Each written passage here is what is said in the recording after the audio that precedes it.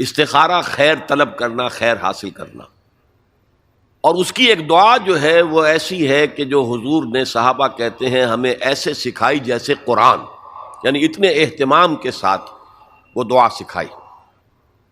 وہ دعا پڑھتے رہنا یہ ایک مستقل گویا کہ انسان کا استخارہ ہونا چاہیے. اس کے معمولات میں کوئی بھی مسئلہ درپیش ہے تو آدمی دعا کرے، اللہم انی استخیرک بعلمک واستقدرک بقدرتک. اے اللہ میں تیرے علم سے خیر مانگتا ہوں اور تیری جو قدرت ہے اسی سے قدرت چاہتا ہوں کہ مجھے بھی کچھ طاقت حاصل ہو جائے. اللہم انی استخیرک بعلمک واستقدرک بقدرتک واسألک من فضلک العظیم، اور مانگتا ہوں تجھ سے تیرا بہت بڑا فضل.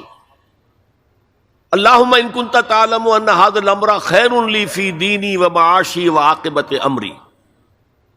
اے اللہ تیرے علم میں اگر یہ کام جو میں کرنے چلا ہوں یا یہ رشتہ جو ہم کو تجویز کر رہے ہیں، اگر تیرے علم میں یہ ہے کہ یہ ہمارے لیے دین اور دنیا اور آخرت کے اعتبار سے بہتر ہے، فقدر ہو لی، تو وہ ہمارے لیے، اس کو ہمارے لیے آسان کر دے، میسر کر دے.